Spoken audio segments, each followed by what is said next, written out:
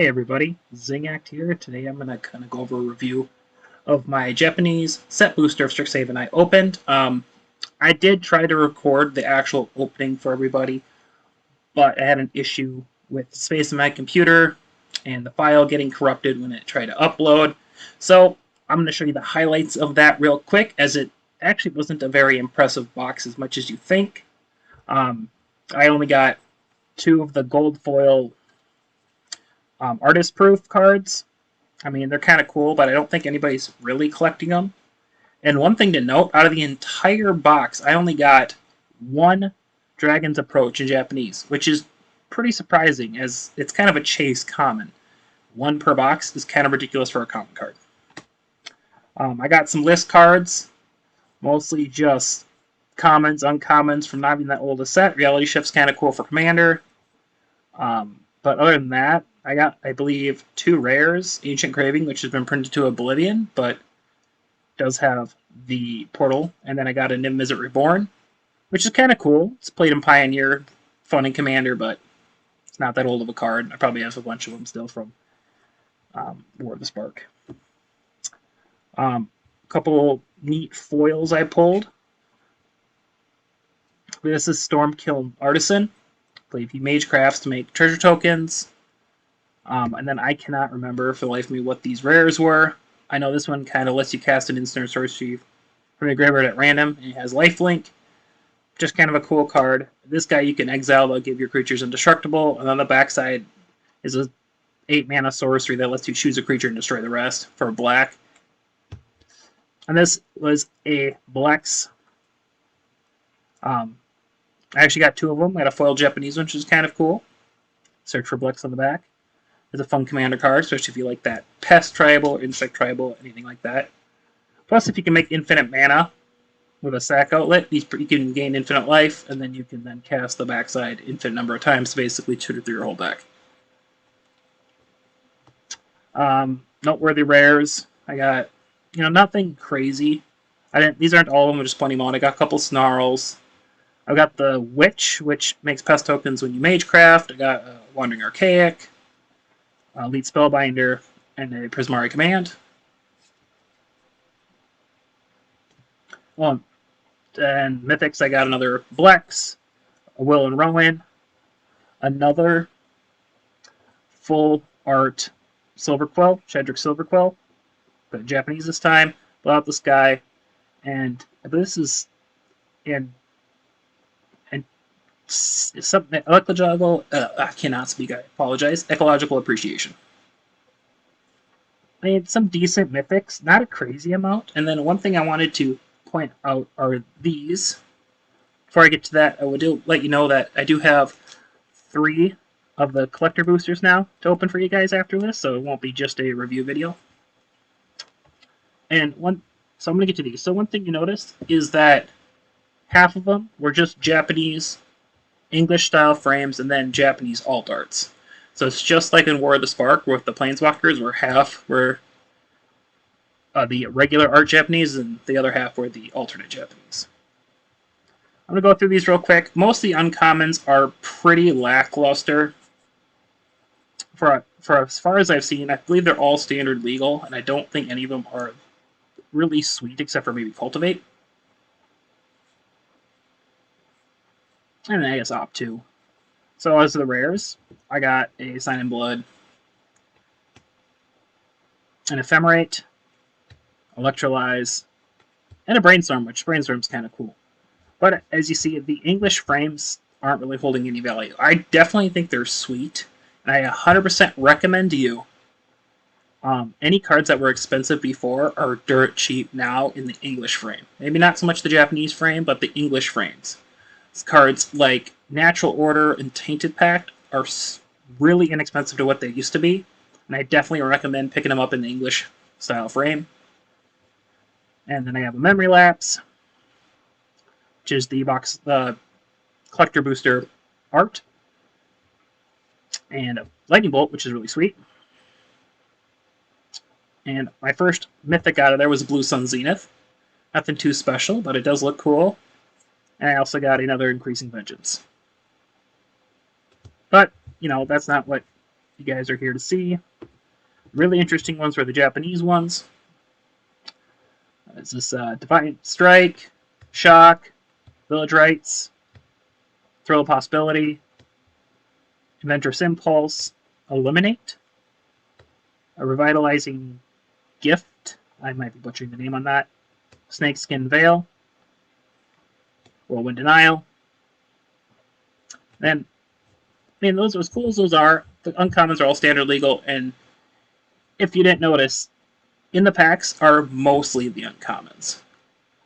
So yes, every pack does contain Mystical Archive, and for the Japanese, half of them, but the uncommon ones don't really hold their value too well, even though they are really cool looking.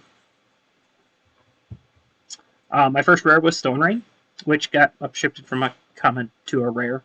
I'm pretty sure that was for MTG Arena to force people to buy more packs so they can get wild cards and trade them in.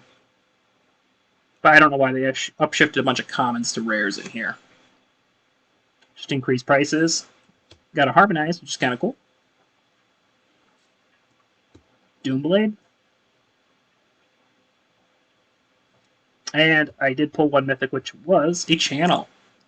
Which, unfortunately, unless I'm playing Legacy, that's pretty much where it's going to be.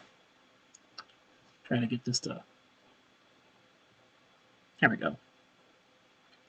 And I did get some foils. And one thing that was cool, they were all the Japanese foils.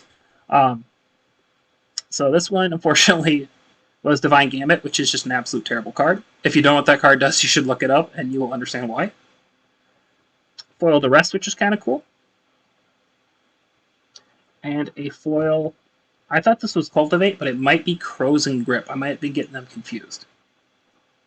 Well, I think this one is actually Cultivate, though. I just know they look similar.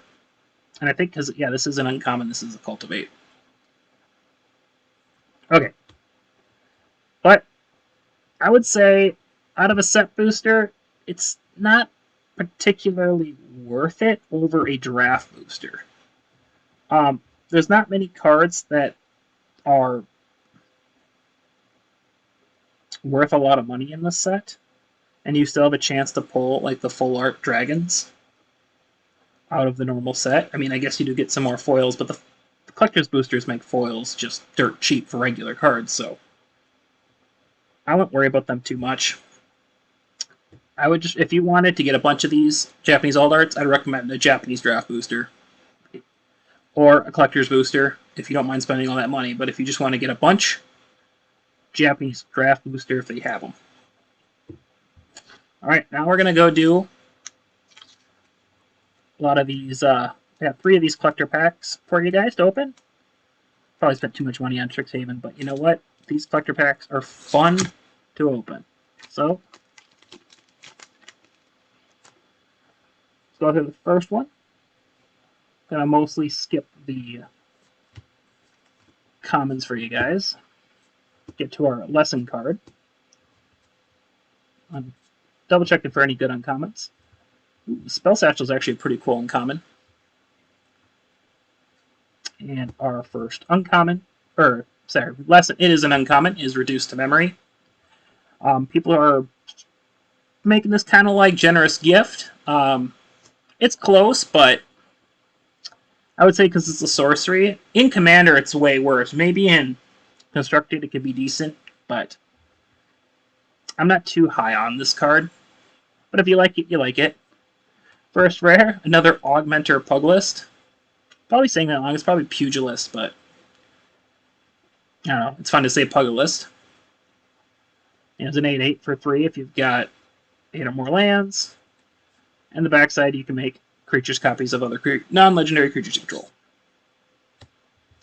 Got our extended commander card, Creative Technique. One of the better demonstrates, I think. What is it? It's kind of like a Mind's Desire. And you and your opponent can each do it, and then you can both do it. It's a fun card if you don't mind Hugsy cards. Multiple choice. Okay, rare in the set. First, Etched is a Shock. So, let's see if I can compare these real quick for you guys.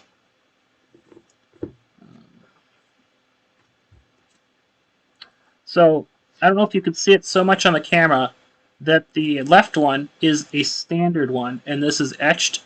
The etched have more vibrant colors. They do have that foiling around the text box here, around the text box.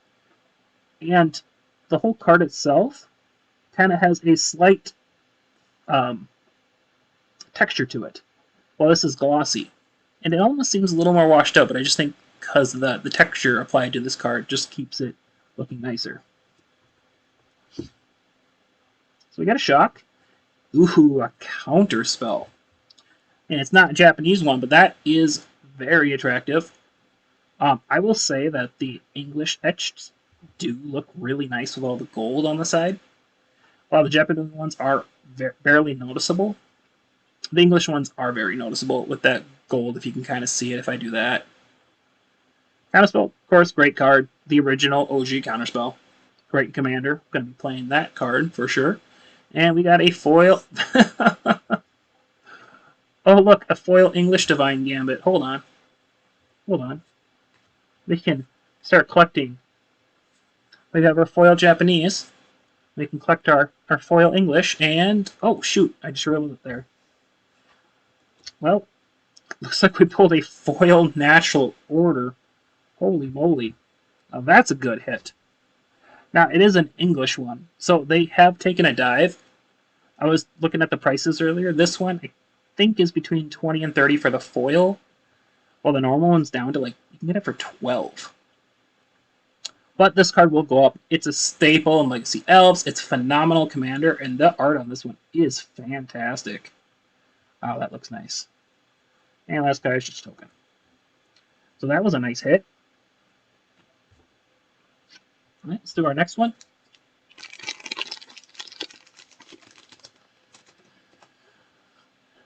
Oh, a Rowan emblem. It's kind of cool, especially since I pulled a Rowan emblem. Let's go through the commons, and wow, that's already got. You can see that has a little damage on there on the common already. A good uncommons. A particular one. This one's kind of interesting, but I wouldn't say good. And our lesson, Fractal Summoning. Pretty crap. First rare. Ooh, a Galazeth. Wow, that looks really nice. And it's not as sweet as the full art one, but still. This is a commander I've been thinking about building around. Now that I've packed this foil, I might just build it for you guys. So, look for that in a future video. I'm going to build my take on a Galazeth commander deck. Might be more towards the top end or competitive style, but at least you can see like how the strongest version of Galazeth can be played, at least in my opinion. So I will definitely build around him. Just going to put that up top too, just because it's sweet. And Vidora, the Grave Gardener. This is one of the cooler legends out of the commander products. This is whenever a non-token creature you control dies, you return it to the battlefield face down as a force, so it's almost like morphing it. It does interact with cards that let you turn face down creatures face up. Well, if it says creature. If it just says face down card face up. But one thing that's really interesting, there is a combo with this. There's a bunch of green enchantments that can turn forests or lands into creatures. And so what you do is you play that, and then you have a sack outlet, and you can keep sacking that forest, which is a creature, and it will keep coming back because it's not token. So this is probably one of the stronger commander cards, just because of for potential combos. And we got an Elite Spellbinder. Solid white kind of hand disruption, if you want to look at an opponent's hand and mess with them in your mono white deck. I believe this is, yeah, the World Championship.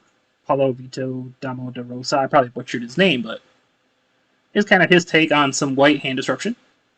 Now let's check out the archives. And we got an English etched right away, and it is a Duress. I mean, not the most expensive one, but man, I do like the look of just the etched cards in general. I love that on the edge. I mean, a foil looks wonderful too, but yeah, that's so just so shiny. No, people love the shiny. Then we got a Japanese, and I believe that's a Lightning Bolt. It's really sweet. Go to our first foil, and it is a, I believe that's Claim the Firstborn. Yeah, there's a little kid there. Pretty nice looking. And our last one is a foil Doomblade. Nice look to it. I mean, obviously Doomblade was an uncommon, so nothing crazy, but does look nice. And a fractal token. Interesting enough, thrown on that side, I can't remember, I don't, oh, that's in Japanese, I can't read it. So I don't know if Willa also had a emblem or not. It's interesting that they didn't put them on the backside of each other, if they did. Alright. Last pack. Let's see, big whammies. I'm still looking for a Tainted Pact or a Demonic Tutor. I know it's going to be rare to pull them, but, you know, a man can wish. I want the Japanese Tainted Pact. I mean, the Demonic Tutor would be obviously sweet too, but I don't actually own a Tainted Pact yet, so I would just like to pull one. Even just like a regular one would be okay. I guess one thing to do is check through the commons, though, just to see if we did get a Dragon's Approach. That'd be a good foil to pull, but I haven't seen one yet. That's an interesting uncommon. Basically, to scry one, draw a card, scry one, draw a card for 3 mana if you control the following. So if you have a commander that is a Cleric, Druid, Shaman, Warlock, or Wizard, this actually can be a pretty solid draw. Kind of reminds me of Read the Bones. And other uncommon, Closing Statement. And our lesson is an ink summoning, so no rare or anything. I don't know if there's any real lessons that are worth going after. They all seem to be kind of half powerful cards because of the standard format being able to grab them from your sideboard, but they're still interesting. And we got a Strixhaven Stadium. Not an expensive card, but I think this card is hilarious in Commander. Just having ways to proliferate the counters, smacking your opponent, they lose the game because they lost the game in the game. Yeah, whatever. But still, I think it's fun. And we got a Spawning Kraken. So this one is whenever a Kraken, Leviathan, Octopus, or a Serpent deals combat damage to a player, make another Kraken. So it just perpetually spawns Krakens from other sea monsters. Pretty cool. It costs 6 mana versus higher mana cost, so fun commander card. And our... okay. You guys have watched me open 3 Shadrick Silver Quill full arts. I have almost a playset of this guy. Like, I obviously have to build a commander deck with him in it, because I keep packing them over and over. And what are the odds of that? I mean, I did get a box, and this is my 5th collector booster, but still, 3 full art Shadricks? There's so many older dragons. Okay. Whatever. Still sweet, though. And our first Mystical Archive is, the uncommon is Claim the Firstborn. Solid, but that's just the uncommon stuff. Let's, come on, Rare Etched. Japanese. Oh, it is Japanese. And it is a Blue Sun Zenith. Man, I mean, that's cool. But God, I've just opened dupes of all my Mystical Archives. I mean, that's still awesome. I definitely will play it, but man, I feel like I just get the same ones over and over. Why can't I have opened like 3 Demonic Tutors? Why multiple Blue Suns? Alright, next foil, which is foil uncommon, is going to be a foil Village Rites. Well, I already do have the etched foil, but the regular foil does look really nice. I'm peeking on the side, it looks like an extended art foil. Let's see what this last one is. To me, it looks like an extended art foil, but we will see. Yep, and it is a Galazeth. Okay, like, how many of these dragons are they putting in these products? Like, I have a regular foil Galazeth, and I have the extended foil Galazeth. Like, okay, I'll build some Elder Dragon Commander decks. But if they keep going this common, like, I don't know. I mean, still really sweet. I'm definitely going to build a Galazeth Commander deck. And see what this guy can do. Thank you for watching. And again, I'm going to try to get out some gameplay content for you guys. Till next time,